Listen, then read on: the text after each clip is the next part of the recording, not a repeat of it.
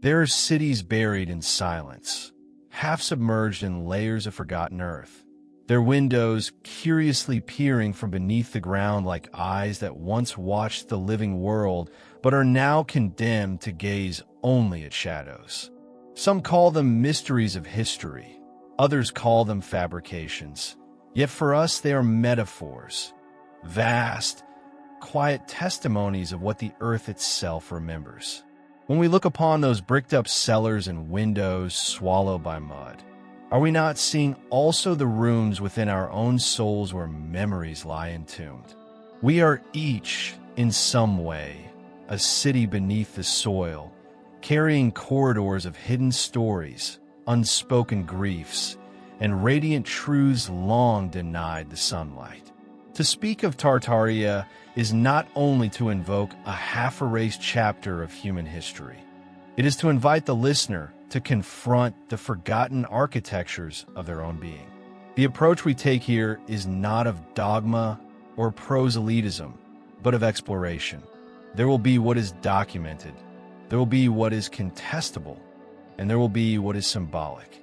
Each of these layers must be distinguished with care, not because certainty is our highest goal, but because clarity is a responsibility to truth and to those who seek it. My aim is not to convert, but to awaken, not to insist, but to evoke. For in the pages that follow, history will become mirror, myth will become parable, and speculation will become a pathway into the intimate terrain of the human spirit. Just as Urantia presents itself not as a book of commands, but as a map of cosmic purpose, so too Tartaria emerges here as a parable of remembrance, a symbol that whispers to us that what has been buried can also be recovered, and that the earth's silences are often echoes of our own inner silences. But to embark on this path, we must take an ethical stance. Curiosity without responsibility becomes exploitation. Imagination without discernment becomes illusion. Therefore, let us tread carefully with reverence both for what is known and for what remains unknown. To study Tartaria is not to chase a conspiracy, nor to deny the rigor of history. It is to acknowledge that human memory, both collective and personal, is fragile, layered, and often wounded. To read Urantia is not to escape the world, but to embrace a vision of what the world might yet become. Between these two, between the buried city and the cosmic map, our task is not to demand certainty, but to nurture a courageous remembering. For perhaps, when the earth remembers, it is not stone or mud that speaks, but the deeper voice of the soul itself, inviting us to remember who we are. Tartaria, like a half-submerged ruin, rises not from the pages of official history, but from the shadows of memory and imagination. It is whispered across scattered maps, those peculiar cartographies that once labeled vast and undefined lands with a name that now sounds like the echo of a dream. It is murmured in the strange narratives of mud floods, disasters that seem to have swallowed cities whole, leaving only windows peering from beneath the earth as if the ground itself conspired to cover what was not meant to be remembered. It is glimpsed in the star forts, those geometric citadels of stone whose design speaks of mathematics, both earthly and celestial, as though ancient hands traced the patterns of the cosmos into soil. It is felt in the grandeur of buildings that appear incongruent with their age, monumental in ways that the civilizations claiming them often could not convincingly explain. Tartaria is a ghostly presence, hovering between suspicion and symbol, more alive in the questions it provokes than in the certainty of any archive. To argue whether Tartaria existed or was invented is to miss its deeper function. A myth does not need to be proven in stone to shape the corridors of the soul.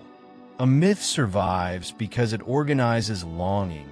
It carves pathways for our hunger to believe that we are heirs of more than we have been told. The fascination with Tartaria belongs to the same family of fascinations that make Atlantis, Lemuria, or Hyperborea impossible to forget. Civilizations of splendor and collapse haunt us because they mirror our own fragile certainty about continuity. What if history is not linear? What if what we know is merely the surface of something much older, far more intricate, and endlessly recursive? To encounter Tartaria is to confront the wound of amnesia and the seduction of rediscovery. Why does this myth ensnare so many minds, drawing them into rabbit holes of architecture, mud floods, ancient maps, and lost technologies? Perhaps because the psyche cannot endure the silence of the void. We are pattern-seeking creatures, storytellers of absence as much as of presence. Where knowledge breaks, we weave threads of myth. And in doing so, we reveal not only what may lie hidden in the earth, but what lies hidden in ourselves. Charles Fort, that great collector of anomalies, understood that the true power of strangeness was not in its resolution, but in its refusal to be explained. He compiled rains of frogs, unexplained lights, forgotten accounts, oddities that resisted assimilation into official science. His work was less about proving and more about unsettling, about reminding us that the margins of the known are haunted by persistence. In this same way, Tartaria persists, not as proof, but as provocation. Jean Michel, with his vision of sacred geometry inscribed upon the land, believed the earth itself was a manuscript of forgotten wisdom, its ley lines and alignments pointing to an ancient harmony of man, nature, and cosmos. Alfred Watkins, tracing the paths of ley lines across the English countryside, perceived the possibility that landscapes are memory in stone, that roads and monuments aligned with something deeper than utility. Jean Gebser, in his profound meditation on consciousness, saw human history not as progress, but as unfolding structures, archaic, magical, mythical, mental, each one containing treasures and shadows, revelations and erasures. The myth of Tartaria, therefore, is less a historical hypothesis than a living symbol, embodying both Gebser's insight into consciousness and Fort's insistence on anomaly. It seduces because it whispers of alignment, of loss, of memory buried beneath our daily forgetfulness. It insists that history is porous, that the story of humanity may be far older, far stranger, and far more circular than we are comfortable admitting. Why do such myths grip us? There is something archetypal in the hunger for lost civilizations. Perhaps it is the same hunger that drives the child to believe that the toy once misplaced still lies beneath the bed, waiting to be found, or the adult to dream that the love once lost might yet be restored. Myths of forgotten empires speak to our sense that memory is incomplete, that what we carry is only a fraction of the whole, that the world itself hides what we have not yet grown mature enough to bear. In Jungian terms, Tartaria may function as an archetype of the shadow of history, that which has been denied, repressed, or erased. It is not just about hidden buildings beneath layers of mud, but about the unconscious itself, those subterranean vaults of psyche where our fears, traumas, and forgotten joys are buried. To dig into Tartaria is, symbolically, to dig into ourselves, into the architectures of memory that have been flooded by the mud of survival, repression, and denial. Each window half buried in soil becomes a window half buried in the soul, calling us to descend and remember. Urantia reminds us that worlds themselves undergo cycles of remembering and forgetting, epochs of progress and collapse. According to its vision, planets are schools of time, and civilizations are chapters in a greater curriculum that transcends mere chronology. In this cosmology, humanity's longings for lost golden ages are not simply nostalgia, but the stirring of planetary memory. Civilizations rise with brilliance, often seeded by divine or cosmic intervention, and yet they fall into ruin, not as punishment, but as part of the rhythm of growth. Even collapse carries seeds of instruction. Even silence becomes a preparation for future voices. Tartaria, in this light, becomes less about whether it was and more about what it symbolizes. The parable of remembrance, the archetype of forgetting, the suggestion that both the earth and the human soul conspire in the same process. To remember Tartaria is not to reconstruct an empire. It is to accept the truth that forgetting is never absolute, that silence always leaves a resonance, and that what has been submerged calls us precisely because we, too, have submerged pieces of ourselves. There is an ethics to this curiosity. The myth of Tartaria, like all potent myths, tempts us to absolutize, to grasp for certainty where only symbol belongs. But if we approach it with humility, as parable and as mirror, we discover that Tartaria is not merely about what was buried in the mud of time, but about what we continue to bury daily. Our traumas, our failures, our collective atrocities, they are all mud floods of the psyche, burying architectures of compassion, beauty, and wisdom that might otherwise have endured. In contemplating Tartaria, we contemplate ourselves. What within us lies half visible, like windows beneath the earth. What star forts within our consciousness stand unused, awaiting rediscovery of their celestial alignment. What maps in our own interior landscapes have mislabeled vast regions as unknown, though in truth they pulse with forgotten light. Tartaria is a myth that bites its tail. It circles back upon itself, refusing conclusion, reminding us that the real question is not whether it existed, but what it wants us to remember. And so, at the threshold of this work, we allow Tartaria to speak not as evidence, but as invitation. It invites us to recognize the hunger in our own souls for what was forgotten, to see in the buried city a reflection of the buried self. It asks us to tread carefully between history and imagination, between evidence and longing, holding the tension without collapsing it into certainty. For perhaps the greatest gift of a myth is not to tell us what happened, but to remind us that memory itself is sacred, that forgetting is not the end of the story, and that somewhere beneath the mud of centuries or the silences of the heart, there waits a light that refuses to go out. Tartaria, whether empire or echo, becomes the mirror of the earth's long memory and our own. It rises before us, not as an answer, but as a question, whispering again and again. What have we buried, and what are we willing, finally, to remember? The maps that once drew Tartaria into the earthly imagination were ink upon parchment, shadows of cities half remembered and half invented. Yet every myth that lingers in soil or story also gestures toward a higher cartography, one inscribed not on vellum, but on the very fabric of the cosmos. If Tartaria evokes the buried architectures of Earth, Urantia opens the hidden architectures of heaven. Here, history does not end in mud or ruin, but extends outward into the unfurling order of universes within universes. The Book of Urantia describes a structure vast and trembling with intelligence. Local universes cradled by their sovereign Michaels, ancient circuits of light upheld by the Ancients of Days, spheres where Melchizedeks teach as elder brothers to civilizations not yet awakened to their destiny. And within each human, hidden as if in a chamber of the soul, dwells the thought adjuster, a fragment of the infinite, quiet and relentless, shaping each life into the possibility of eternity.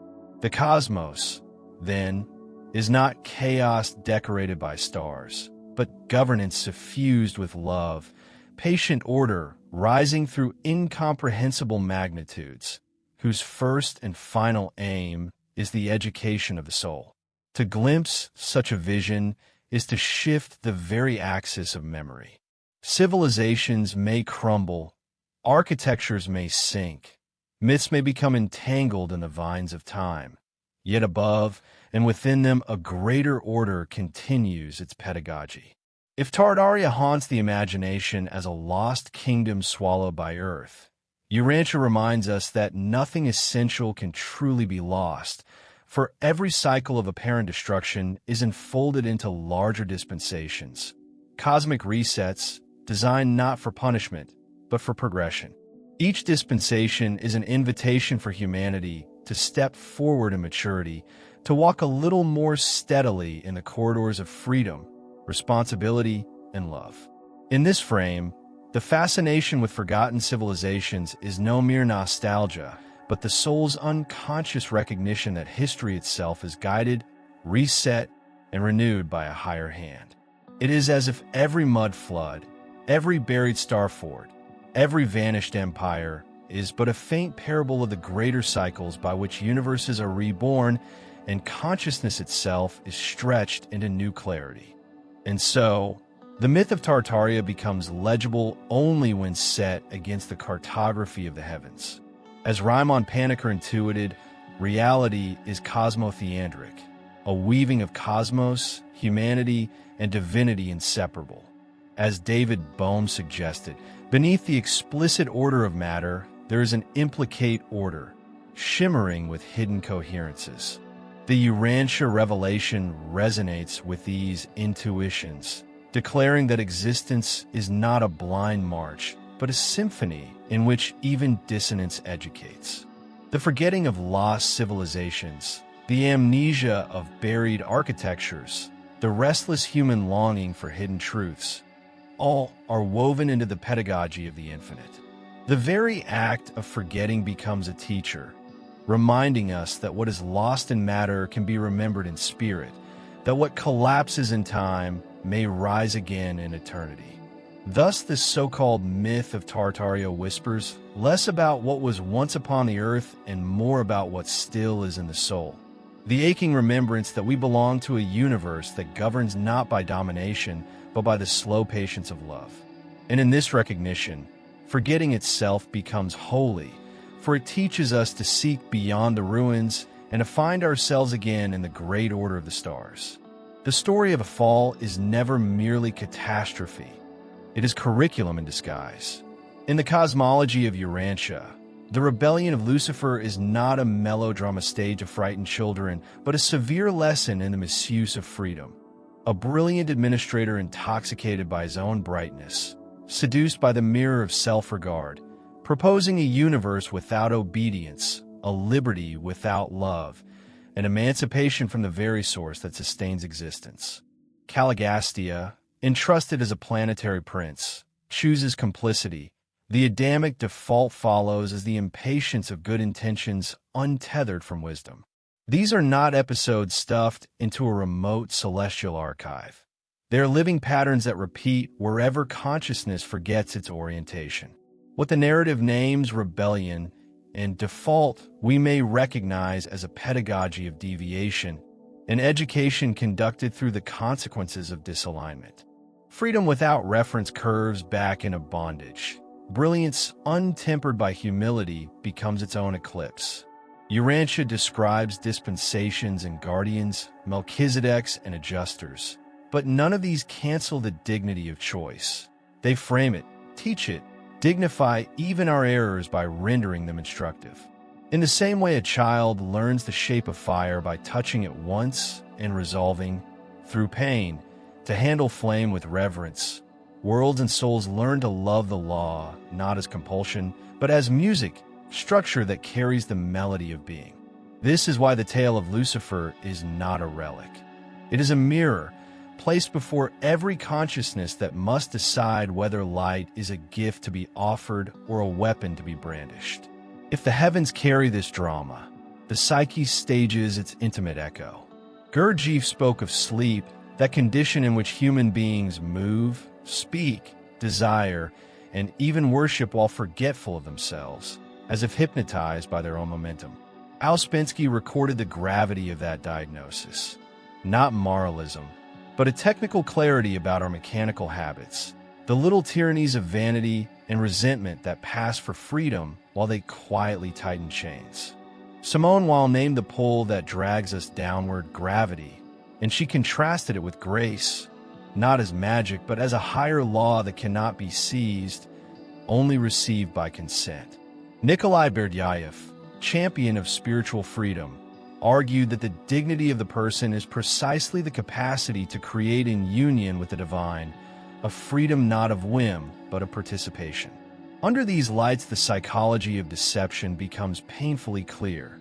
The self divides from itself through dissociation, seeking power to compensate for the dread of interior poverty.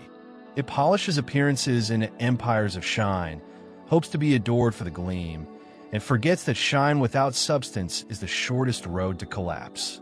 The myth of Tartaria returns here as metaphor rather than thesis. Splendid architectures above ground, foundations undermined by mud within, star-shaped fortresses aligned to the heavens, while the heart that built them drifts off axis. An empire can fall for the same reason a soul does: brilliance without obedience to reality, speed without orientation, autonomy mistaken for origin. The fall does not need horns and pitchforks. It needs only the echo chamber of the self, the intoxicating perfume of being right, the sweet sleep of praise. Then come the consequences that educate: the weight of gravity, the fracture of meaning, the silence after triumph, the eye that looks out from a window now half buried, admitting that what was denied as soil was in truth the ground that could have held everything in place. Across the ages, empires of brightness have risen like dawn and set like meteors, radiant, loud, persuasive, and then abruptly gone, leaving maps to be redrawn and ruins to be contemplated. The archetype is everywhere, in nations that worship efficiency while starving compassion, in movements that promise emancipation while breeding new servitudes, in personal lives that glitter with accomplishment and yet feel curiously absent from themselves. The rebellion above and the error below are twin parables. Both announce that forgetting alignment is the deepest danger and that the remedy is not terror but attention. What falls invites watchfulness. What collapses calls for tenderness. What defaults can still choose again. Gurdjieff's remedy, remember yourself, meets Wall's counsel, consent to grace, and both converge with Berdyaev's charge: exercise creative freedom and love. To watch oneself with love is not self-surveillance, but spiritual craftsmanship. Noticing the first tremor of vanity before it becomes intoxication, the first hunger for control before it blossoms into domination, the first drift of dissociation before it hardens into a second nature. If in the cosmic text rebellion serves as pedagogy, then in the human text every misstep can be converted into wisdom by the alchemy of sincere attention. We return, then, to the image of the half-buried window and allow it to instruct us. There is light still inside. There is earth still pressing in. There is a view yet possible if we clear the sill with patience. The next work is earthy. No grand slogans, no shining proclamations. Only the slow excavation of what the heart has allowed to silt over.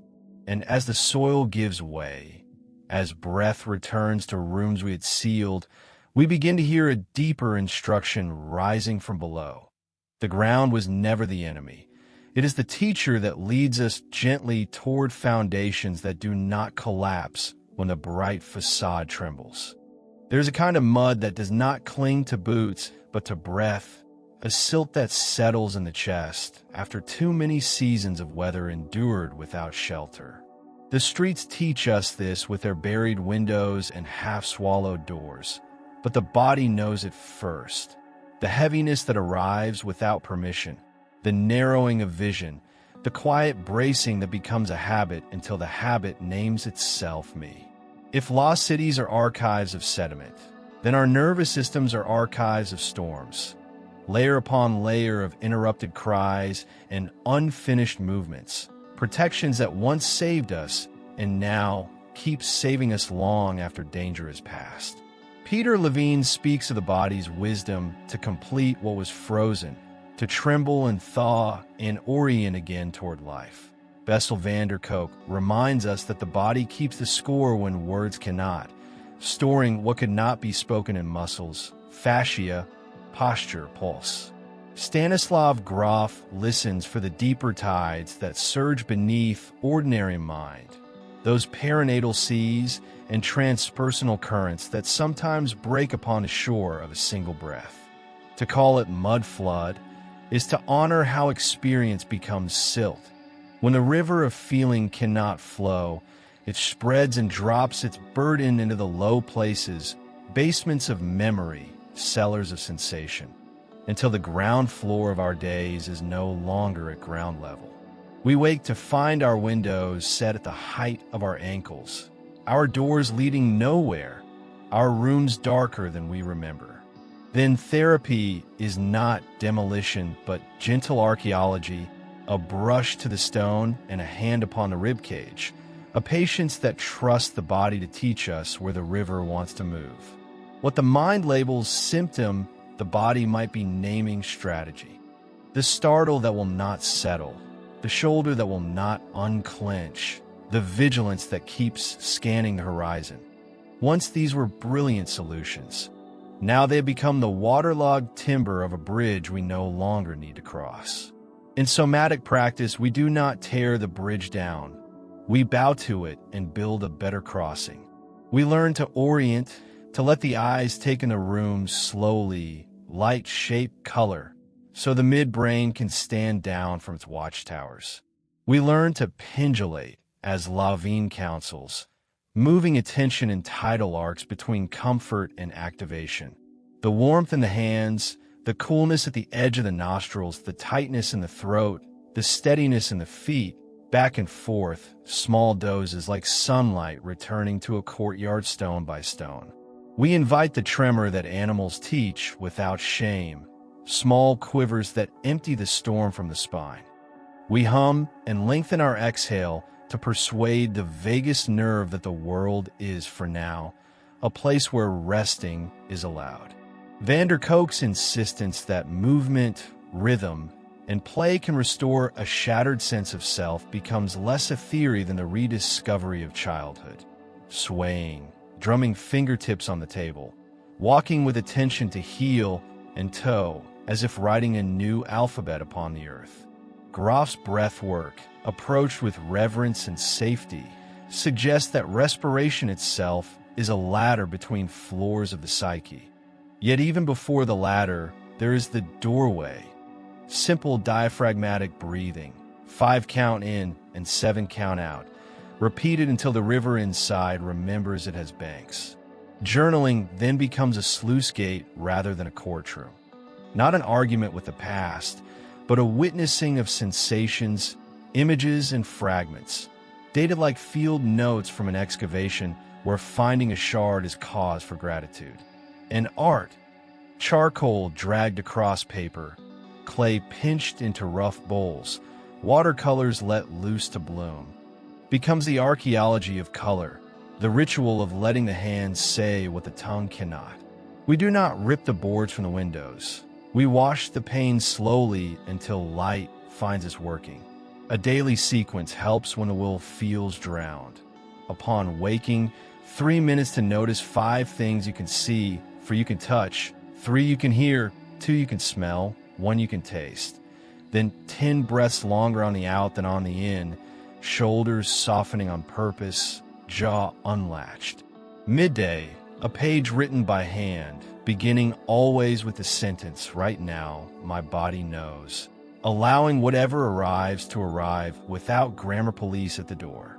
Before sleep, a small ritual of rinsing, hands in warm water as if cleaning mud from invisible tools, naming aloud one place in the body that feels even 1 degree safer than yesterday. On the weekends, a walk taken as votive offering. Choose a path you can learn by heart and revisit it until your feet have memorized the turns. Repetition becomes a groove that drains the standing water of old fear. If prayer is your language, pray with breath. If silence is your chapel, sit with your back against a wall and let the wall lend you its strength. Invite a trusted friend to be witness for 15 minutes while you speak only in present tense sensation. There is a heat in my chest. My hands want to push. My throat feels wet with unshed words. And then trade places, not to fix but to honor. In time, the lower rooms clear. The doorways lead somewhere again. The windows rise to their rightful height and a breeze moves through the house.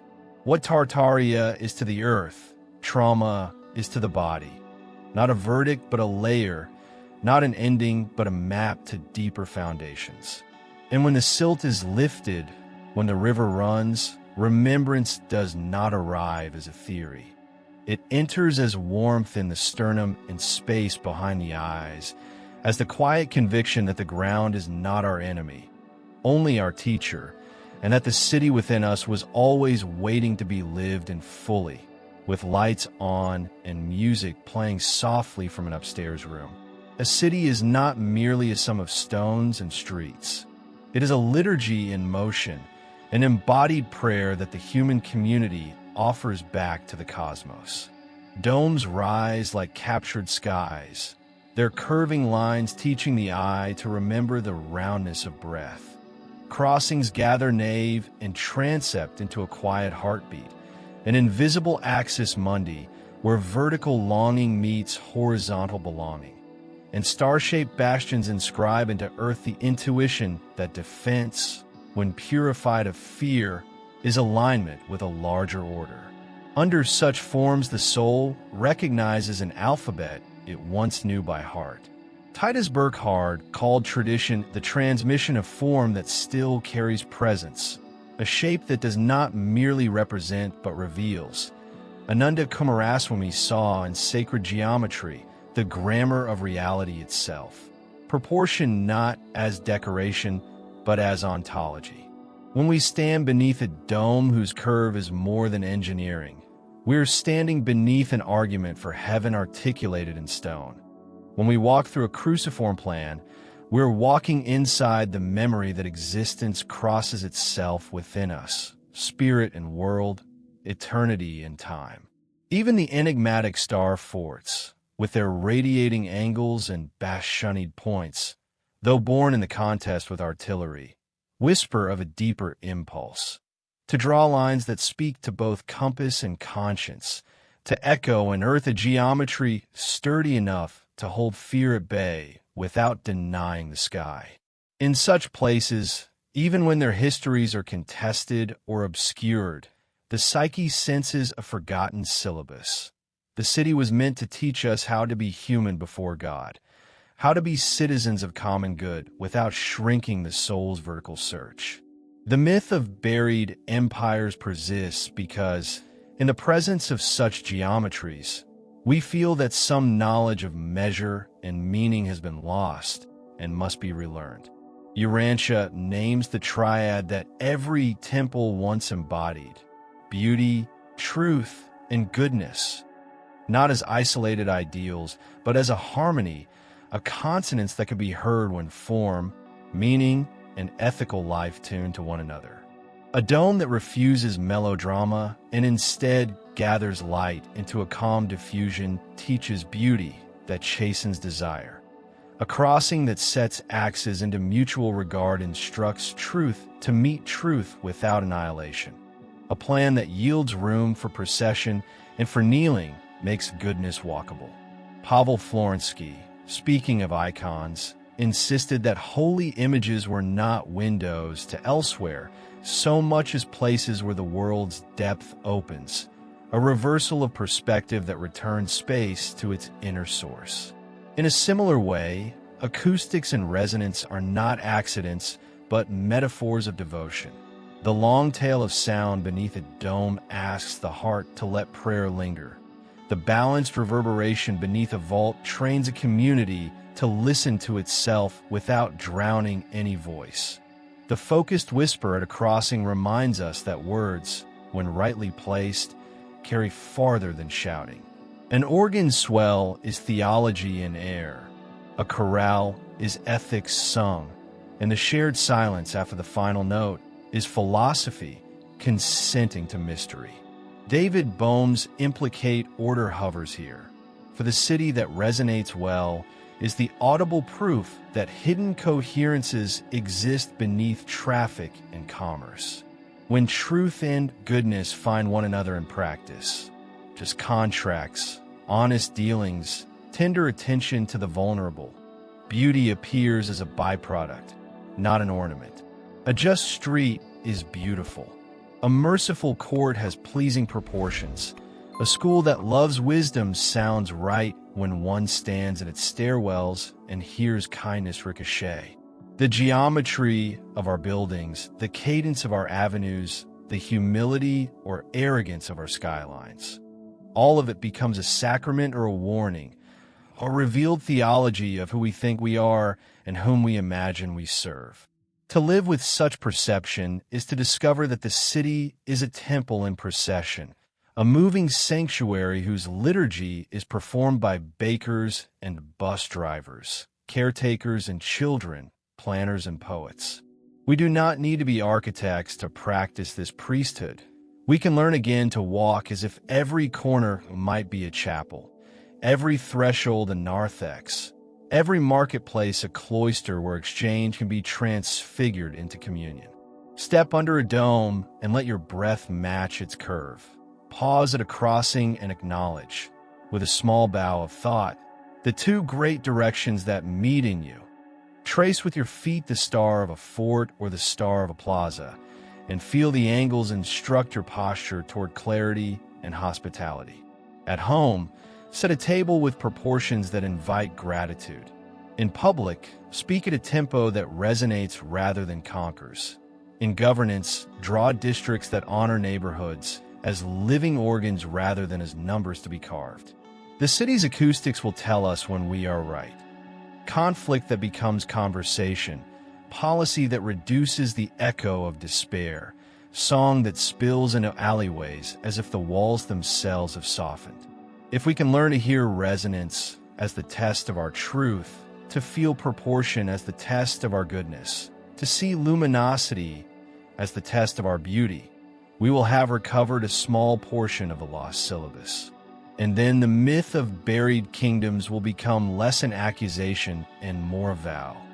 To raise within our own era architectures that refuse to be merely clever, to build spaces that remember the soul's stature.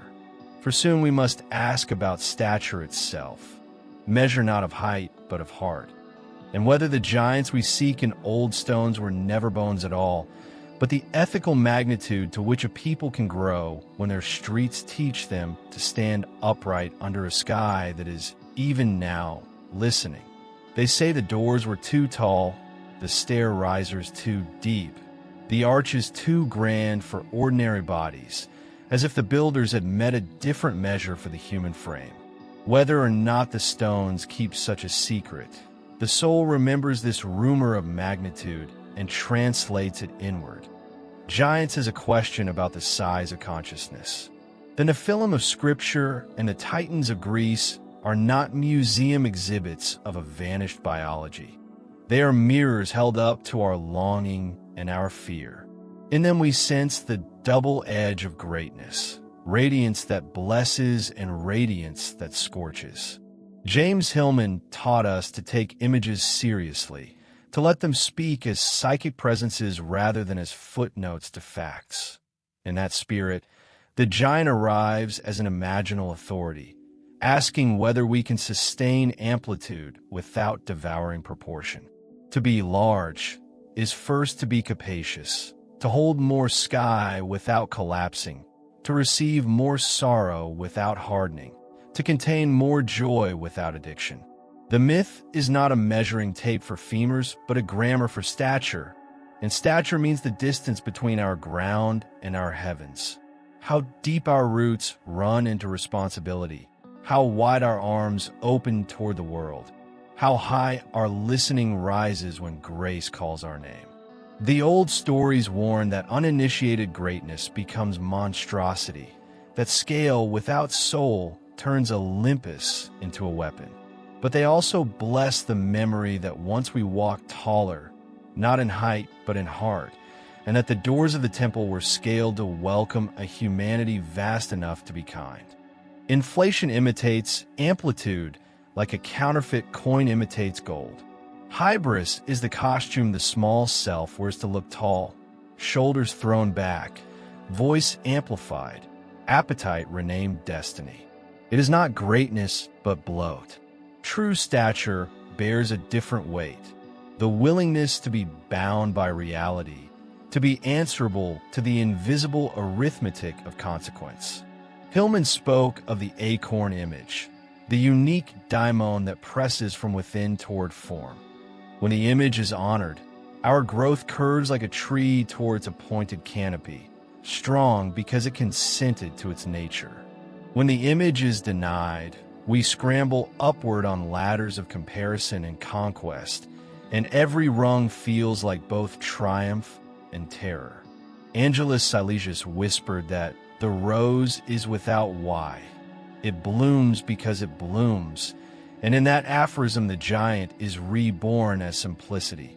No contortion to impress, no thunder to be believed, only presence in proportion to its source. Urantia's measure of greatness resolves the paradox. To be greatest is to serve, not as performance, but as ontology, because love is the only amplitude that does not distort the world it touches. Service is not subservience. It is the architecture of freedom shared. It distributes weight the way a well-built dome does. No stone crushed, all stones needed. A consciousness that has learned this geometry becomes enormous without casting a shadow, luminous without blinding, strong without breaking what it holds. How then does one grow large without swelling, tall without towering over? By practicing the mathematics of mercy until it becomes bone. Humility is not reduction, but calibration. It tunes us to the pitch of reality so that our resonance amplifies others rather than ourselves. Responsibility is the music that follows. Responsibility, the capacity to answer the world with more than reflex. Begin where the feet touch earth. Stand inside your life as if it were a nave, and let your breath find the curve of its dome. Ask each day what weight you can shoulder that will lighten someone else's load. Learn the discipline of listening until another's grief can fit inside your chest without drowning you. This is not sentiment. It is strength in its adult form. The giant who serves becomes a harbor where small boats can ride out their weather. The giant who rules becomes another storm. In time, the body learns the difference. The spine carries a quiet. The gaze warms. Decisions fall into proportion. And as the soul gains this stature, the city notices. Rooms feel larger when you enter, not because you dominate, but because you make space. If the legends of oversized thresholds carry any truth, it is this: the thresholds that matter most are scaled to love. Pass through them, and you will find the next chapter waiting. The question of power and its ethics, the currents we call energy and the hands we entrust to shape it, where the only greatness worth keeping is the kind that bends to lift. Power that does not learn to kneel will eventually learn to burn. The fascination with free energy returns like a tide because the soul recognizes in it a rumor of grace, an inexhaustible gift moving through the world without invoice, a current that does not exact a price for passing. We hear of radiant atmospheres, vortical waters, ether made useful, and we dream of a civilization unchained from scarcity. Yet grace in the spiritual register is not a loophole in the moral law. It is the law's music. If energy arrives as gift, it asks to be received as responsibility. Urantia reminds us that the universe educates more than it indulges, and that technical ascent without ethical altitude is the surest path back to the ground. The cosmos is generous, but it is not naive. It entrusts power the way a wise parent entrusts tools, only to those who will not turn them into weapons, only to those who understand that the purpose of every harvest is the feeding of many. Thus, free cannot mean free of consequence. It must mean free for service. We learned in earlier chapters that greatness is measured by what it lifts. By the same measure, energy is only advanced when it amplifies the dignity of all who live beneath its light. Consider the parable written in water. Victor Schauberger watched rivers and saw not brute push, but spiraled intelligence, a centripetal grace that cools, clarifies, and carries life when left to its lawful curve.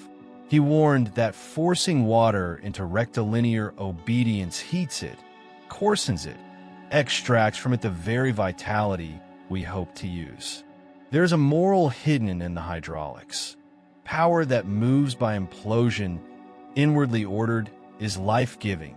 Power that insists on explosion, outwardly aggressive, is life-depleting. Walter Russell heard a similar hymn in the wave fields, a universe of rhythmic balanced interchange, giving and re-giving as the only sustainable arithmetic of creation. Where exchange holds its rhythm, beauty appears as surplus. Where taking outruns giving, distortions multiply until form fails. René Guénon, looking out upon modernity, named the peril of forgetting quality for quantity, initiation for information, wisdom for technique. A society that breaks the covenant between power and meaning becomes brilliant at building engines and poor at building souls. It multiplies options while thinning significance. Urantia's counsel enters here like a tuning fork.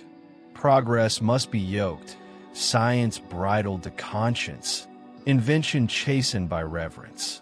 If there is an ether we may one day harness, let us first harness pride. If there is a field that will yield light from air, let us become people in whom light from air does not darken the world. The governance of power, then, is not primarily a problem of circuitry, but of character held in community. A culture that hopes to channel grace-like energies must become transparent in its intentions, communal in its stewardship, and generous in its distribution. Transparency is the civic form of confession. It lets sunlight enter the machine so the machine cannot learn to lie. Community is the wire that will not overheat. Many hands share the current. No single grip can hoard it. Service is the regulator that prevents surges. Power flows where suffering lowers the resistance, toward the places where life most needs to be lit. Call this spiritual technology, character, not as piety painted on steel, but as the ethics engineered into design. Pricing that does not punish the poor, grids that do not poison the river, patents that yield to commons when the common good requires it, councils that welcome the voice of those who will live beside the humming of the thing we build. We will know we are near the mark when a power plant sounds like a choir instead of a conquest, when neighborhoods grow quieter because their needs are met, when the night sky remains dark enough for stars. And if the legends of older ages entice us with tales of engines drawing their strength from the breath of the world, let them entice us toward the one design no age can surpass, the human heart aligned to serve. From there, energies old, new, or newly remembered will find their rightful course. From there, the road bends naturally toward the myths of golden continents and drowned wisdom, which we will approach not as scavengers of wonder, but as apprentices of responsibility, ready at last to receive what the sea of time is willing to give back. The sea keeps secrets by remembering them differently. Now and then it lifts an island into air. Atlantis, Mu, Lemuria, brief promontories of golden time appearing above the waves of forgetting, only to sink again when our attention becomes dull or our pride grows loud. Whether or not such continents stood as geology, they stand as pedagogy. The insistence of a lost golden age is less a craving for archaeology than a homesickness of the soul, an ache for proportion and praise, for a civilization whose measurements were taken from living truth. Mircea Eliade called this hunger the longing for the eternal return, the desire to refresh time by contact with origins, to bathe history in the spring from which it first flowed. Our festivals, our myths, even our private rituals try to reenact beginnings so that meaning might become vivid again. In this light, Atlantis is less a drowned city than the memory that we were not always this distracted, Mu less a vanished continent than the rumor that wisdom can be native to the human frame. Urantia, with its panorama of planetary epochs, offers another angle on the same ache. Worlds mature in stages, dispensations unfold like seasons, and what we name a golden age is not a perfection to be recovered, but a classroom we may yet reach, provided we do not confuse nostalgia with vocation. The myth of the island reminds us that wholeness is possible, but the sea reminds us that movement is law. We do not return by turning back.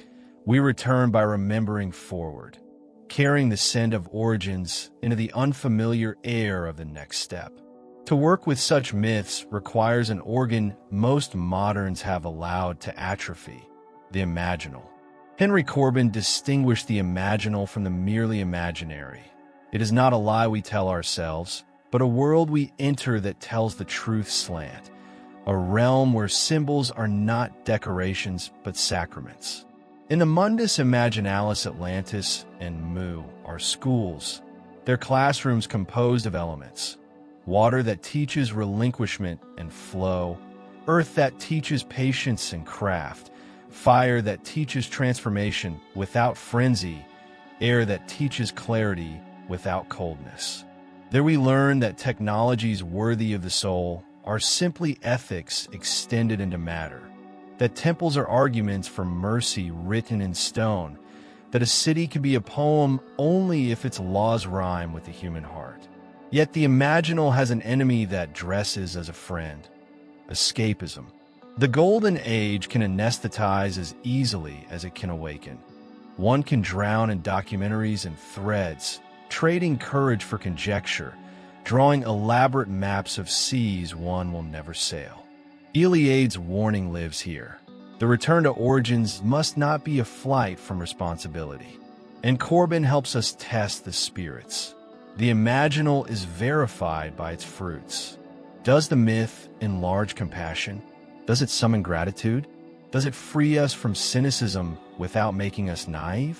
Urantia's pedagogy hardens the test further. Progress is moral before it is technical. If the island you visit in vision makes you kinder when you return to shore, you have likely walked in a real country of the soul. If it makes you despise the present or the neighbor, you have wandered into a mirage. What, then, shall we do with these islands of memory that lift and sink within us? We can let them instruct our hands. Build small Atlantean acts into the day. The cup of water offered before the debate, the design chosen because it dignifies the poor, the sentence revised until it refuses to humiliate. Establish Mu as a garden in the neighborhood, where children learn the names of trees and elders tell the names of virtues. Let the path through it curve as a river does, healing the local habit of walking quickly past one another without greeting. Keep an altar not of relics, but of responsibilities.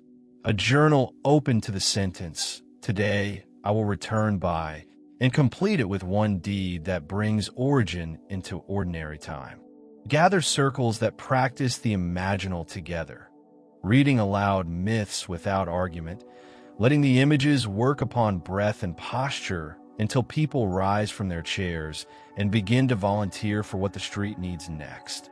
Teach in our schools that a myth is not a falsehood, but a tool. Teach in our councils that policy without symbol starves hope. Teach in our homes that nostalgia that does not become service becomes poison. If we do this, Atlantis and Moose cease to be distractions and become vows. The islands lift out of the water just long enough for us to glimpse the outline of a better coastline, and then the sea takes them back, trusting us to draw what we saw upon the land we already inhabit. The work ahead will ask for this kind of courage, because every golden story casts a shadow when it meets the world.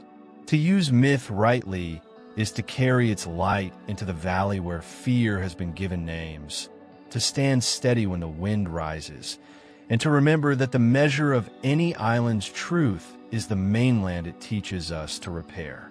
Prophecy is often mistaken for a calendar when it is really a compass.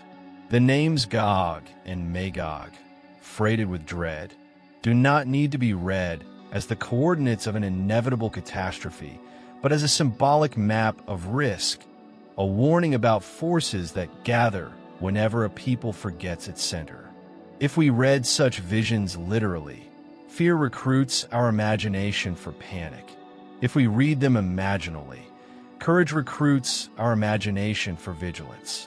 Carl Jung would call this the work of shadow, recognizing that the monsters we project to the edges of the world are usually patterns already moving within us. Polarizations that harden into identities, resentments that ferment under slogans, idolatries that drape themselves in the language of destiny while demanding human sacrifice. Prophecy then becomes a mirror placed before history at the moment when history is tempted to lie to itself. It tells us, here is what happens when power is adored, when neighbors become abstractions, when memory is edited to produce a more flattering past. It is not a script that cannot be revised. It is a draft begging for marginal notes written in actions of mercy. Read this way, the imagery of invasion and siege speaks to each heart as well as to every nation. What does a horde storm my interior walls under the flags of cynicism or contempt? Where am I the general of an army whose only victory is the defeat of dialogue? A people that can ask these questions with sobriety, that can see the symbolic before it chooses the sensational, has already begun to disarm the catastrophe the prophecy describes. The collective shadow is not merely the sum of private shadows, it is their resonance. When grievance harmonizes with grievance, when disappointment finds a choir and calls it self-righteousness, when the hunger for meaning is starved long enough that spectacle passes for sacrament, whole societies drift into the trance that the ancients named by dark names. Viktor Frankl warned that meaning does not happen to us by accident. It is made by conscience and choice under pressure, or else it curdles into nihilism disguised as zeal. Nikolai Berdyaev insisted that freedom without love empties itself into force, a counterfeit of creativity that produces only repetition with more noise. In such climates, the idols of power multiply, the leader as savior, the algorithm as oracle, the market as judge of souls. Jung's psychology helps us see why we are susceptible. We project the unlived parts of ourselves onto scapegoats and saints, then oscillate between burning and worshiping them. The remedy is neither paranoia nor passivity, but integration.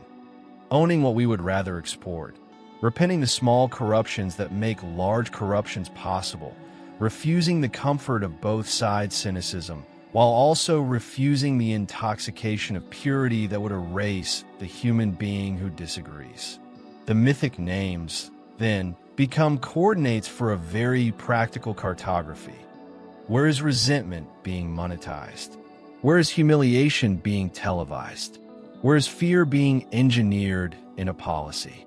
To answer these questions locally is already to de-escalate globally. The window half-buried that we met earlier returns as an image for public life. Clear the sill, let more light in, and you will see that many apparent enemies are simply neighbors in the dark. Urantia adds a steadying architecture to this work by reminding us that discernment and fraternity are not optional ornaments, but structural beams of a world fit to carry the weight of destiny. Faith, in this frame, is not credulity, but intelligent trust in a universe whose governance educates rather than manipulates. It keeps us from mistaking every thunderclap for the end and every calm for consent. Discernment asks, does this voice enlarge compassion or shrink it? Does this policy increase dignity or auction it? Does this proposed rescue secretly enthrone a new pharaoh? Fraternity refuses the idolatry of power by decentralizing it into service, into local acts that make apocalypse improbable, meals shared across divides, councils where the poorest chair a session, schools that teach children to argue without contempt. Prayer becomes the posture of lucid humility, not a spell against suffering, but an alignment that keeps courage from turning into rage. Action becomes the translation of that prayer into policies and habits that give fear less oxygen. This is serene courage, the willingness to stand where the wind of history is strongest and to refuse both hysteria and despair. Gog and Magog then change shape. They become a reminder that the shadow will always knock, but a people who loves the light can learn to answer without hate. And as we learn to answer, something else draws near.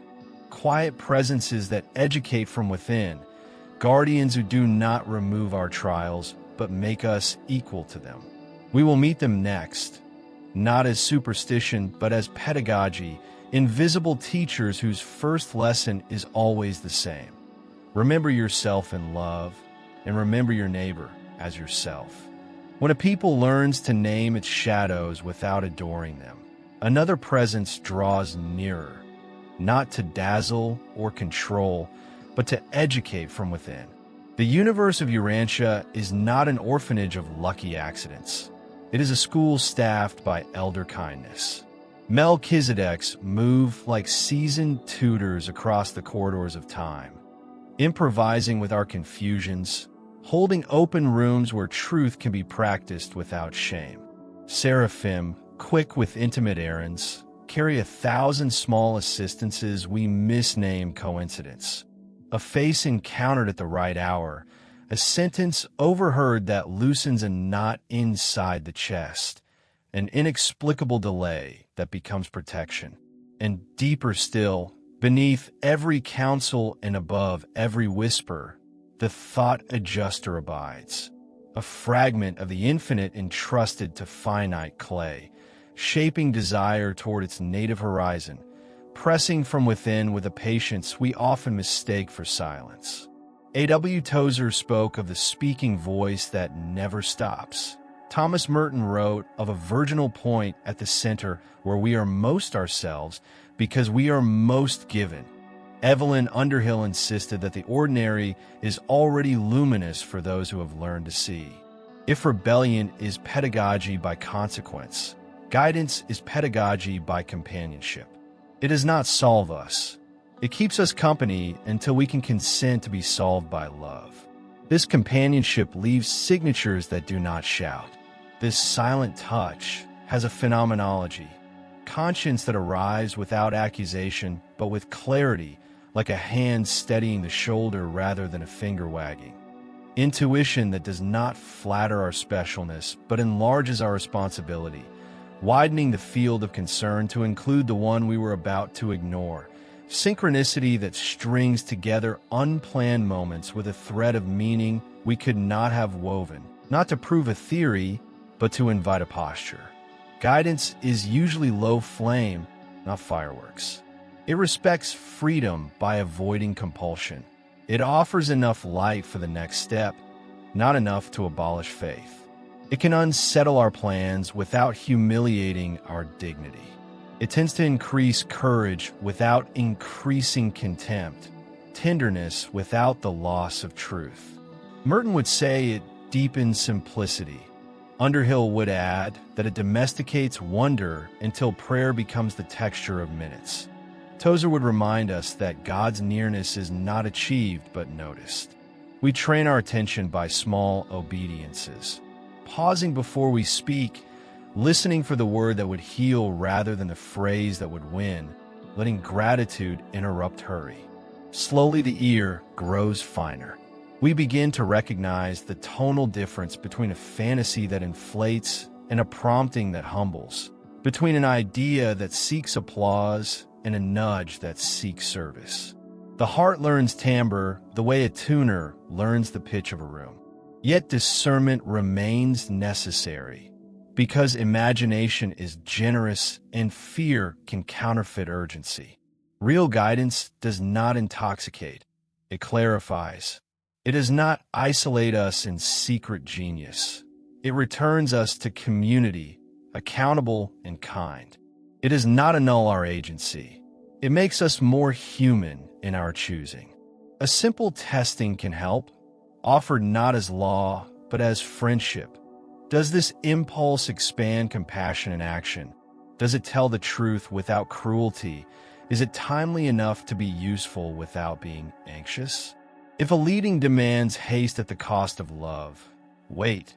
If it thrives in secrecy, seek a trusted ear. If it flatters the ego, fast from it until the taste fades. Ask for corroboration in ordinary ways. A passage that stirs the same chord, a counsel that arrives independently, a peace that persists after sleep. Keep a plain journal where the adjuster's invitations and your responses can meet across days.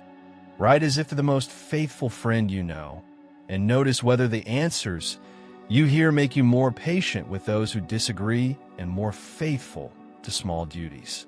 Shape the day with understated rights. A morning consent. Here I am. Teach me to serve. A midday breath that lengthens the exhale until hurry admits it is a superstition. An evening examen that reviews the day for places where help brushed past and was either received or refused. Let silence be a sacrament, not as a trick to force revelation, but as the shared room where the soul and its teacher remember they belong to one another. Over time, the invisible becomes practical. Choices grow cleaner. Kindness costs less. Courage stops asking for witnesses. And when the night brings its old armies to the gate, you will find that you are not alone at the wall. The watchfulness you have practiced will be waiting for you, ready to become the next lesson. How to stay awake without hardening, how to labor without losing song, into which we now must enter. For awakening is the craft by which guidance and freedom make a single life. Sleep, in the sense Gurdjieff used the word, is not what happens at night. It is what happens when the day forgets itself. It is the mesh of automatisms that quietly takes possession of our hands and tongue and gaze until a human life becomes a relay of reactions. In this sleep, the psyche performs small resets that erase presence.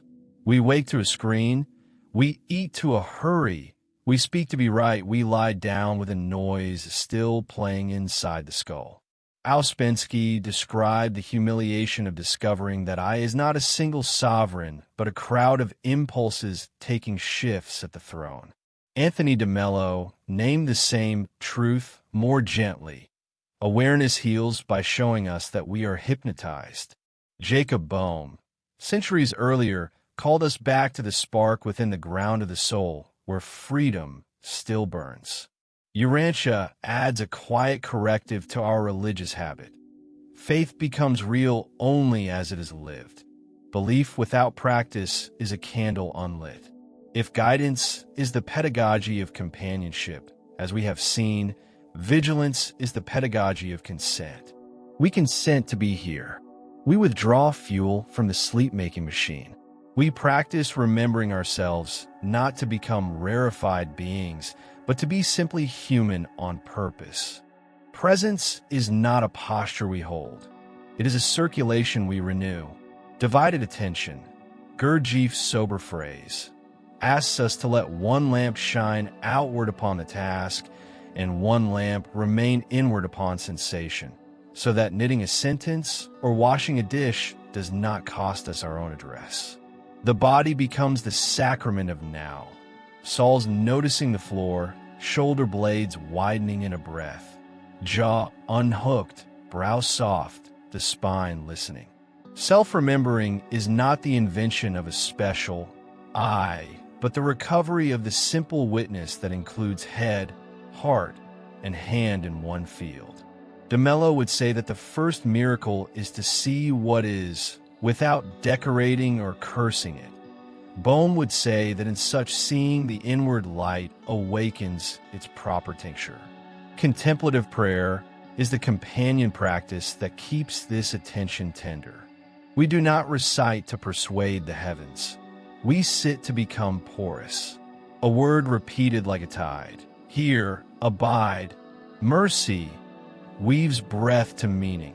The silence between repetitions becomes a harbor in which thought may arrive and leave without theft.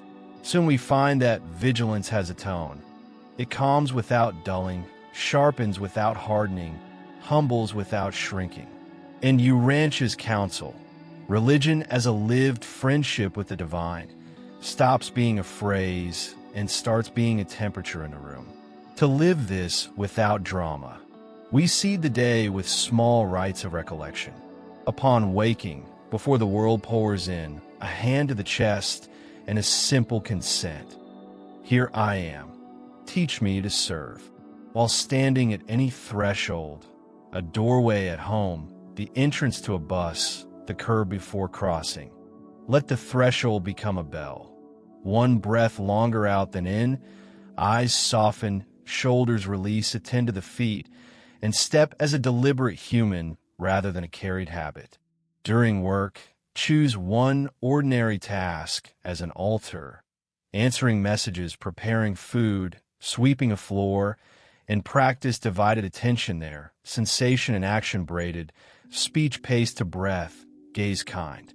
When the phone rings or a notification chimes, treat it as the monastery once treated a bell. Pause for a heartbeat to remember yourself and the person you will touch next. At midday, close your eyes for 3 breaths and ask a brief, honest question. What is feeding sleep in me right now? And what one gesture could feed wakefulness? Toward evening, a few lines of examen in a plain notebook. Where did I forget myself? Where did I remember?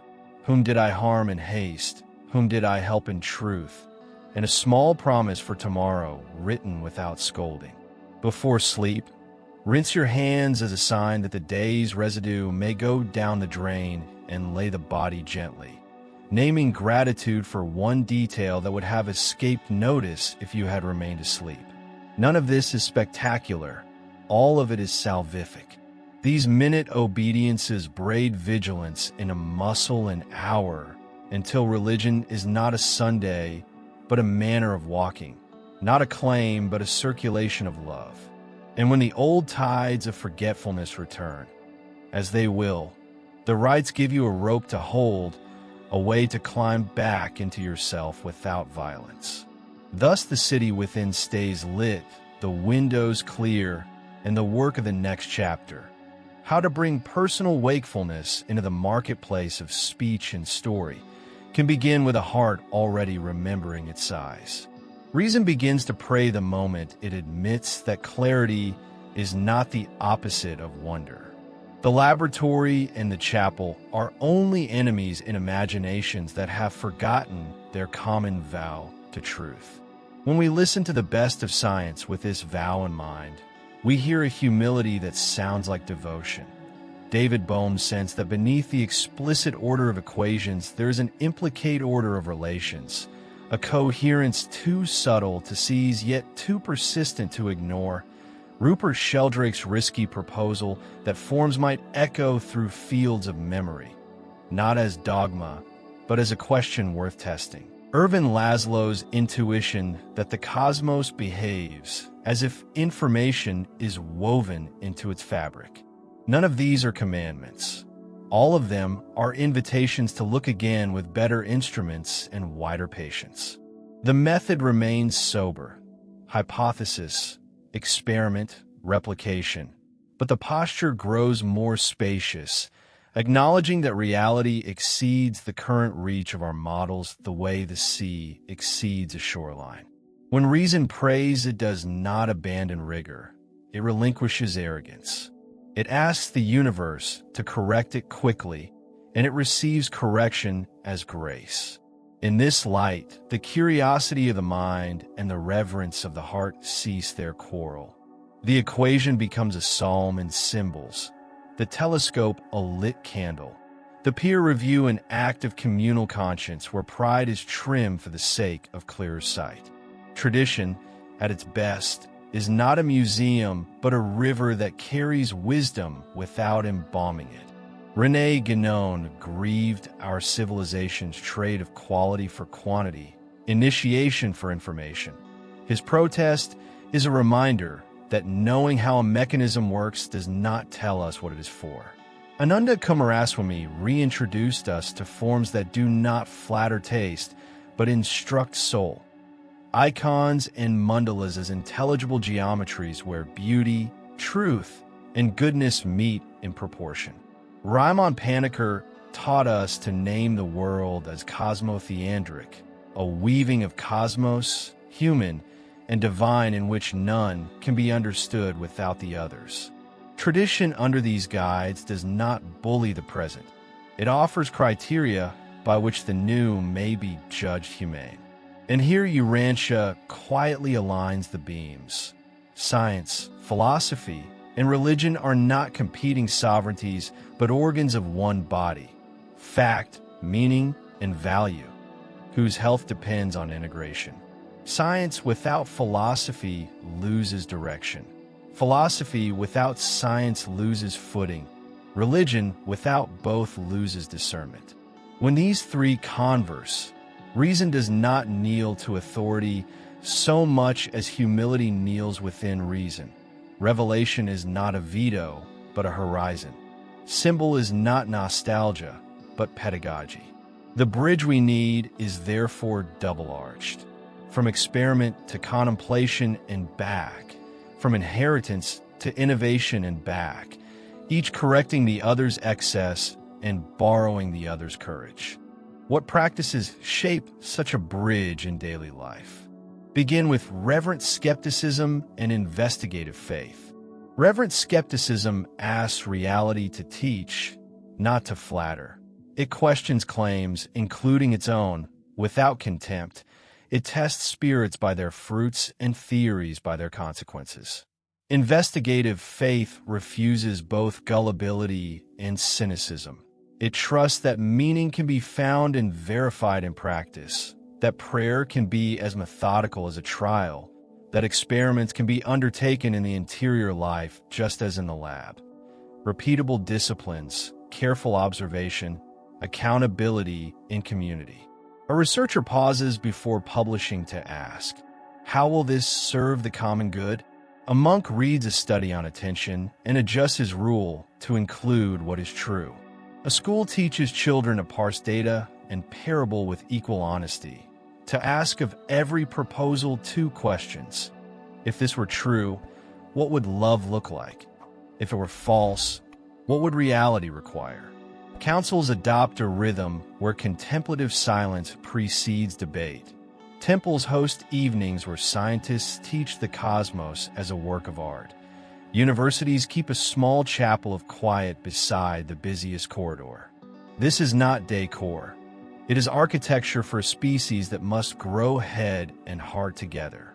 Urantia's vision of harmony, beauty, truth, and goodness resonating as one begins to sound not like utopia, but like a discipline practiced across many small rooms. In those rooms, the candle and the calculator sit companionably upon the same desk, and a human being, remembering forward, learns to think with devotion and to pray with intelligence, so that the next steps we take towards city, neighbor, and star are guided by a mind unafraid of mystery and a heart unafraid of evidence. A city becomes a temple the moment its spaces begin to teach us how to belong. A square that holds light like a chalice, an axis that invites the body to walk as if in procession, a market that hums with the music of exchange without humiliation. These are not amenities, but sacraments of form. Christopher Alexander showed that certain patterns repeatedly heal the civic soul. Human scaled edges where facades provide eyes and shelter, thresholds that slow the stride so greeting can occur, centers that gather attention without coercing it, paths that curve just enough to kindle anticipation. When such patterns proliferate, a neighborhood remembers its breath. The place ceases to be a storage unit for private lives and becomes a liturgy of encounter. Benches become pews for ordinary kindness. Crossings become silent bells. The evening street, under its modest lamps, becomes a nave where children write psalms in chalk and elders officiate with their patient presence. Ivan Illich would call this conviviality, the reappropriation of tools, streets, institutions for the flourishing of relationships rather than their replacement. Gustavo Estivo would remind us that the commons is not nostalgia, but a living grammar we can conjugate now. Kitchens that feed without gatekeeping, gardens that teach time, courtyards that adjudicate small conflicts without handing neighbors to distant authorities. Urantia's notion of cosmic citizenship descends into this vocabulary of pavements and porches. If the universe is family governed by love, the first proof is that the next door is not an abstraction. The city becomes the daily classroom where metaphysics puts on shoes. What we once imagined as free energy in hidden machines we can begin to recognize in the fields that arise between persons when hospitality flows without counting. A table on a stoop becomes a local generator. Tea poured for whomever slows enough to accept resets the neighborhood's pulse. Chairs angled slightly toward the sidewalk announce availability. A shy good evening returns interest to circulation faster than any grid. The physics of it is moral. Generosity lowers resistance. Attention reduces noise. Care increases signal strength. In streets tuned this way, civic rituals evolve not as spectacles, but as shared breaths. A weekly hour when shops agree to quiet the speakers so conversation can carry. A dawn procession that gathers litter while greeting the birds by their names. A sundown pause where windows open and the block acknowledges the day with a minute of stillness, no ceremony required. Alexander's patterns make these rites durable. Small public rooms reachable within a 3-minute walk, doorways that face each other rather than turn their backs, paths with intermediate destinations so neighbors are never only in transit. Illich's convivial critique trims the excess. Tools must be usable without specialists. A library of objects replaces the tyranny of ownership. Skill circulates horizontally through apprenticeships that occur in kitchens, garages, under trees. Estiva's wisdom keeps development from colonizing the imagination. Success is measured in mutuality, not in metrics alone. The poor are not clients, but authors. Governance is light enough that the street can remember how to govern itself. Urantia's harmonies, beauty, truth, goodness, become audible in these decisions. Beauty in the proportion of shade to stone, truth in the honesty of prices and promises, goodness in the ease with which strangers find a place to sit. To prototype such a city is to begin with micro-practices that cost little and convert quickly into belonging. Choose a corner and let it become a listening post. 1 hour each evening when anyone can sit, be heard without interruption, and leave with an invitation to return. Let a walking bus for children braid safety with song twice a day, a mobile choir that teaches drivers to slow without citations. Dedicate a courtyard to repair and exchange on Saturdays. Clothes mended, devices diagnosed, tools shared as stories are. Make pricing a suggestion and gratitude the currency. Place a kettle in the lobby of an apartment building with cups and a note. Boil whenever you wish. If you finish the water, refill. And watch how quickly neighbors learn each other's names as steam becomes the local cloud. Hang a chalkboard near the bakery that reads, "What help do you need today? What help can you offer?" And allow humility and generosity to discover they're the same muscle. Keep a small bench at every bus stop that faces another bench. Angle them to turn strangers into diagonals rather than defendants. Paint a single stripe of color connecting them to the nearest square so new arrivals can find their way by beauty. None of this requires permission to begin. All of it requires the decision to live as if Urantia's citizenship were already true, that the universe educates through companionship, that love is the only infrastructure that endures. In time, the neighborhood will develop its own acoustics, chorals that do not echo, laughter that travels, silence that heals. And then, without proclamation, the city will reveal itself as a temple on the move, a pilgrimage made of errands and greetings, an architecture whose ultimate ornament is the ease with which a human being can become at home while remaining open to the stranger who, by arriving, teaches the block its next pattern. Sound is a door the body already knows how to open. Before we learned any doctrine, we learned to hum. Before we memorized any creed, we matched our breath to the room. Lilting vowels, a nasal M that tingles in the bones of the face, a low drone felt behind the sternum. These are not performances but passwords. When the exhale carries tone, the ribs remember their curve and the mind remembers its size. A single note, sustained until it softens at the edges, will tune the spine to gentleness. A scale sung without hurry will teach the jaw to release its private war. Rumi would smile at such plain music. The reed flute inside us longs for the breath that makes it speak, and Panicker would nod that every true sound is cosmotheandric, meeting of cosmos, human, and divine in one vibration. Add movement, barely more than intention. A standing sway that lets ankles and hips become hinges, a walking that places the foot as if laying a small stone in a river, a bow that begins in the heart and only then tips the head. Breath is the companion to them all, simplicity itself. Longer out than in, sometimes counted, sometimes let free, never forced. Choose a corner of the room that loves your voice. Choose a corner of the day that will keep your promise. And when the tone finds you, let it carry you no farther than now. In time, the acoustics of the body change. The vagus nerve grows friendly. The chest acquires daylight. The face unlearns its armor. You will discover that sound is not an escape from the world, but a way of joining it. That a resonant room is a parable of prayer, and that geometry becomes audible. Beauty arriving as balance. Truth as clarity. Goodness as warmth. Words, when handled as instruments and not as weapons, become ladders between floors of the heart. Let a line of poetry be read aloud until it chooses you. Let a sentence of scripture or wisdom literature be taken like bread, chewed slowly, swallowed without haste. Lectio is less a method than a gate.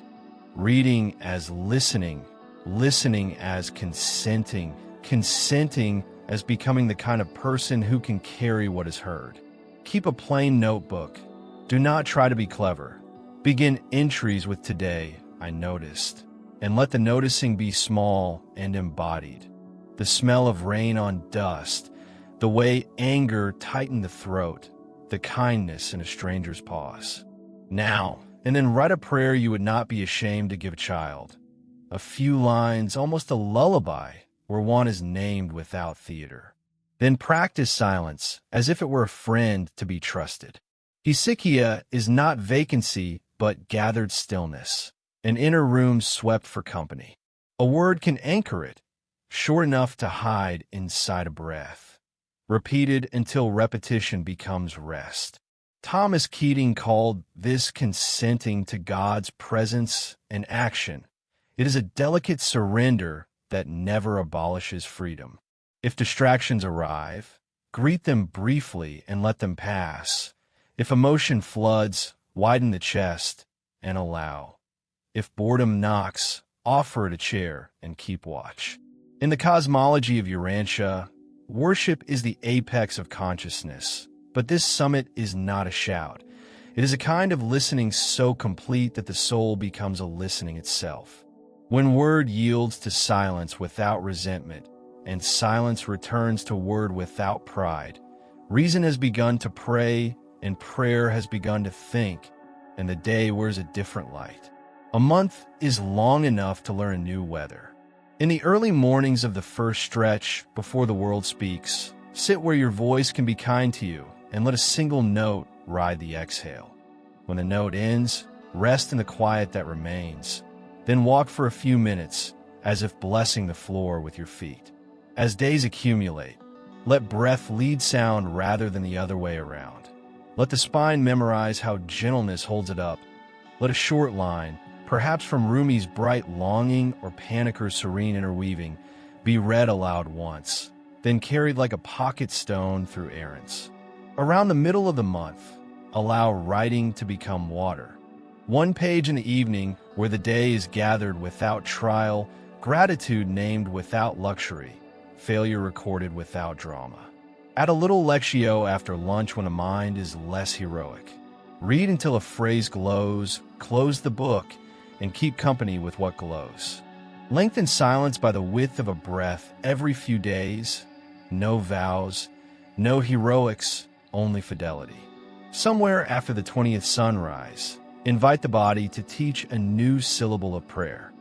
Hum while washing dishes. Sway in a doorway before speaking a difficult truth. Align your steps with someone slower than you so that your speed can learn kindness. In the final handful of evenings, let worship arrive on its own. Stand at a window, let the city's small lights be a constellation. Say nothing, love everything. If one day goes wrong, begin again the next without accounting. If one day goes beautifully, hide it in your heart rather than broadcast it. Let the gain become character rather than reputation. By the 30th night, you will not have finished anything. You will have begun a circulation. Sound will open silence. Silence will dignify word. Word will guide movement. Movement will teach breath. And the whole will tilt the soul toward adoration that does not flatter but aligns. Then the practices can walk into the street and become manners. Voice gentled for the stranger, steps slowed for the elder, hands steady for the task. And worship will reveal itself as the most practical art on earth, the apex that makes every valley livable. Soon we will braid this weather into vocation and service, so that remembrance is no longer something we visit, but the climate in which we work, decide, and love. The measure of any news cycle is not novelty, but nourishment. If the long arc of our inquiry has taught us anything, is that progress without compassion is only acceleration, and acceleration without justice is only noise. Beauty enters here not as ornament, but as evidence. A street that grows quieter because neighbors are safer. A policy that reads clean because it refuses humiliation. A household whose speech cools the room because truth is told without contempt. Simone Weil called attention the purest generosity, an interior stillness that lets reality be seen in its dignity before we try to use it, and by that light the first ethic is to look without grasping. Martin Buber adds the grammar. The human being before me is not in it to be managed, but a thou to be met, and if I reduce the other to a function, I have already broken the world. Paulo Freire gives the verb we need for times like ours, esperancar. Hope is a doing, because the future will not arrive by wish, but by workmanship. Urantia's horizon gathers these threads into a single fabric. The family of the universe matures by choosing, and technical ascent remains trustworthy only when moral altitude leads. Thus, the most reliable indicators of progress are simple and stubborn. More compassion in the way we disagree, more justice in how we distribute costs and benefits, more beauty appearing as a byproduct where truth and goodness keep company. And because fear loves shortcuts, we guard the project against the familiar traps. Conspiracy as entertainment, tribalism as identity, outrage as lifestyle, by remembering that myth is a tool for action, not an alibi for avoidance, and that discernment is a public service. Verify before sharing, humanize before judging, repair before boasting. Ethics becomes real when it is calendared into minutes and coin. Let attention turn measurable by becoming a daily right. 2 minutes of silent consent upon waking and at noon, the phone face down, the breath longer out than in, the gaze softened toward the nearest living face. Let compassion become an arithmetic. Speak one kind sentence before any critique. Keep a 3-to-1 ratio of encouragement to correction in home and work. Choose one conversation each week with someone beyond your circle and enter it as I, thou, not as debate to be won. Let justice have receipts, tithe time as well as money. 1 hour a week to repair the commons, sweep a block, mend a fence, translate a form, tutor a child.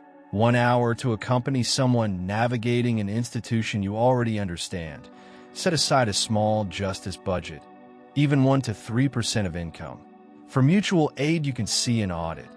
Once a month, trade convenience for fairness. Buy from a local maker. Insist on transparent sourcing. Pay the hidden costs you usually externalize. Let beauty be scheduled and shared. 1 beauty minute daily in which you explicitly name aloud what is lovely and why.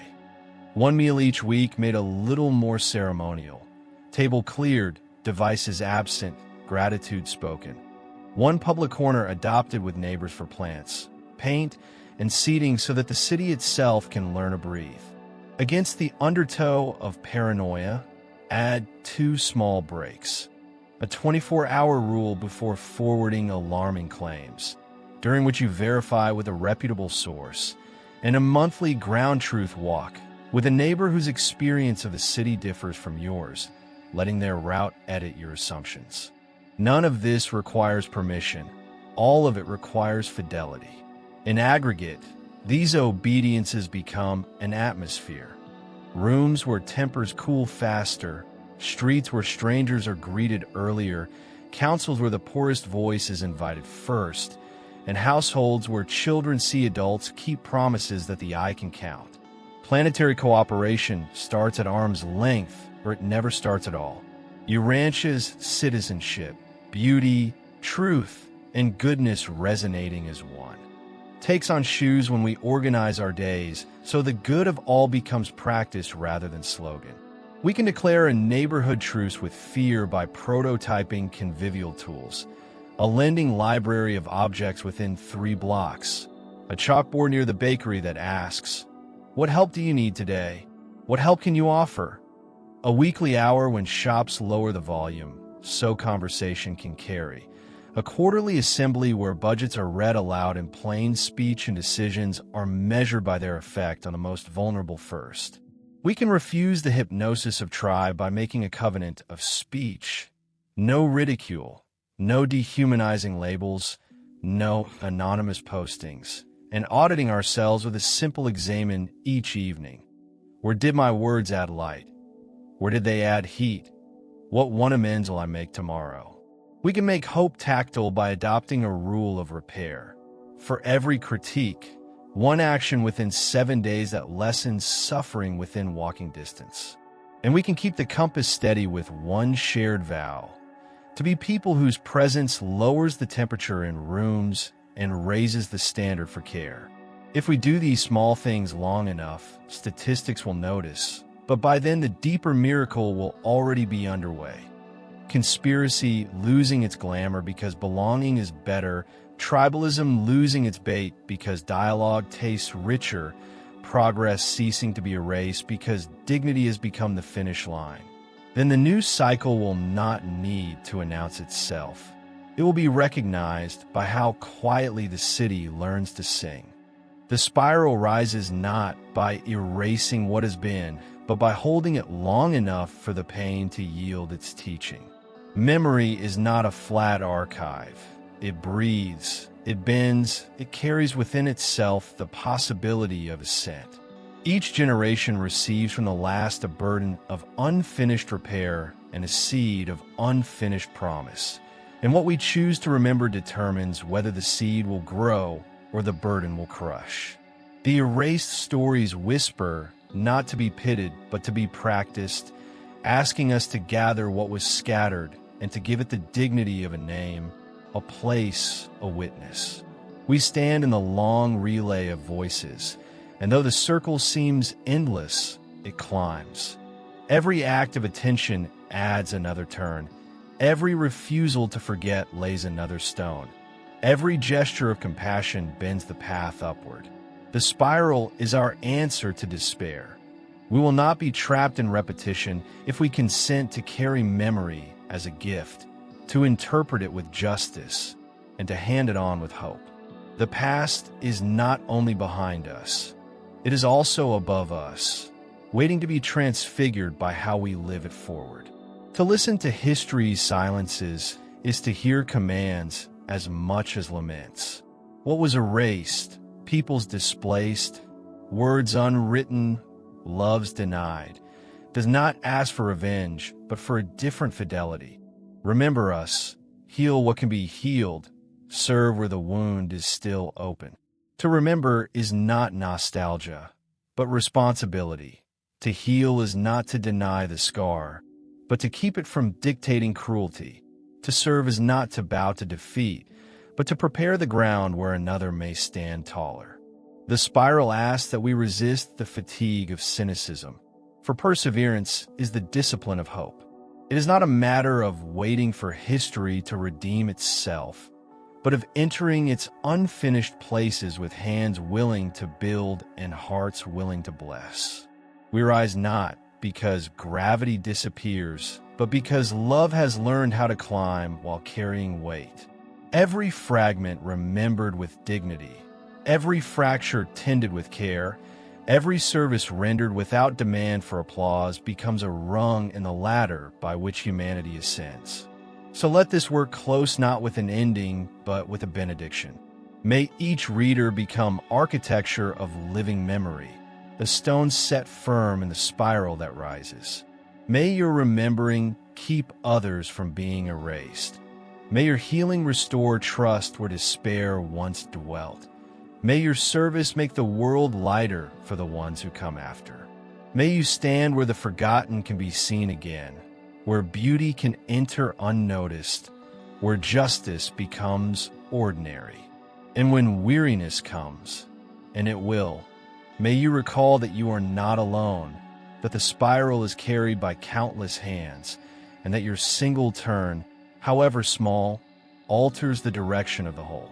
Go, then, not with certainty, but with fidelity, not with triumph, but with perseverance, not with conquest, but with compassion. For the spiral does not end. It only rises, and in your steps the next chapter of hope is already being written.